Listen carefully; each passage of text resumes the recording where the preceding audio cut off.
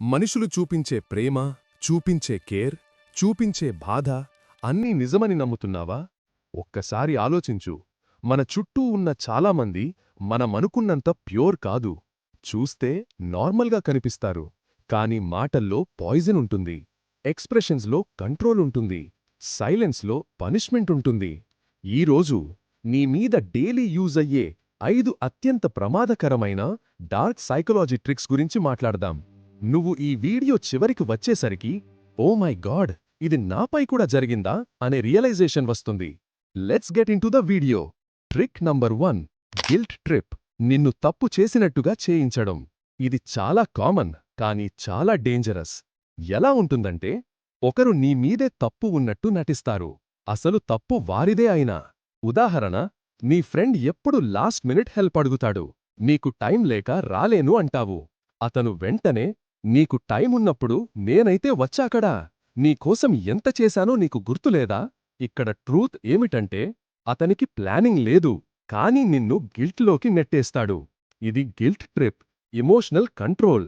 Solution line. నిన్ను నిజంగా ప్రేమించేవాళ్లు నీ లిమిటేషన్స్ని కూడా గౌరవిస్తారు. ఒక్క చిన్న మాట బ్రో, నీ లైఫ్లో ఎవరో నీ మైండ్ను ఈ విధంగా కంట్రోల్ చేస్తున్నారా? అది గుర్తించగలిగితే నువ్వే ఆల్రెడీ స్ట్రాంగ్.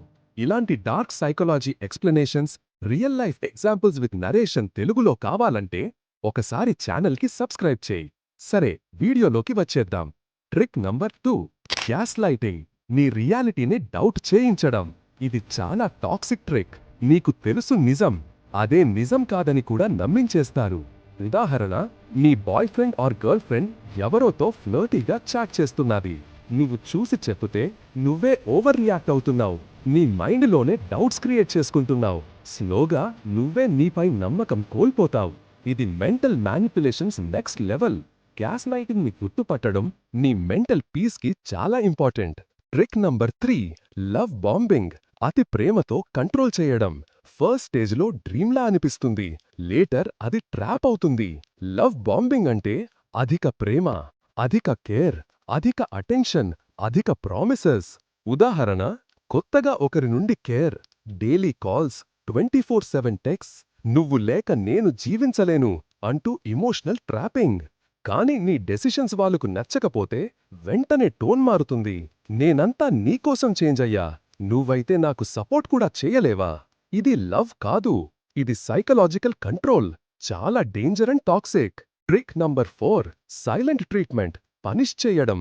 ఇది బయటకి కామ్గా కనిపిస్తుంది, కానీ అసలు ట్రూత్ ఏమిటంటే పనిష్మెంట్.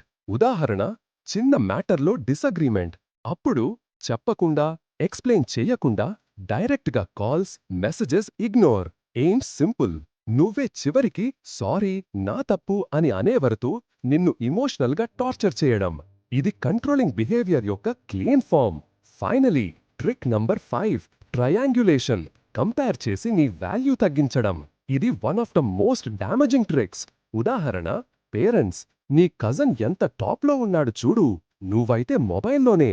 రిలేషన్షిప్స్, నా ఎక్స్ అయితే నన్ను ఇలా ఫీల్ చేయించేది, నువ్వు మాత్రం ఏమీ ఎఫర్ట్ చూపించడం లేదు. ఇలా కంపేర్ చేయడం ద్వారా నీ వాల్యూ తగ్గుతుంది, వారిని ఎక్కువగా వాల్యూ చేసేలా కండిషనింగ్ ప్రారంభమవుతుంది. ఇది సెల్ఫ్ని స్లోలీ కిల్ చేసే trick. How to protect your self. గుర్తుంచుకో, నిన్ను నిజంగా ప్రేమించేవాళ్లు నీ మైండ్ను కంట్రోల్ చెయ్యరు, నీ మైండ్ను హీల్ చేస్తారు. కానీ ఎవరైనా నిన్ను గిల్ట్లో పడేస్తున్నారా? నీ రియాలిటీని క్వశ్చన్ చేస్తున్నారా? ప్రేమ పేరుతో కంట్రోల్ చేస్తున్నారా? మాట్లాడక పనిష్ చేస్తున్నారా? కంపేర్ చేసి నీ వాల్యూ తగ్గిస్తున్నారా? అయితే నీ బౌండరీస్ సెట్ చేసే టైం వచ్చింది.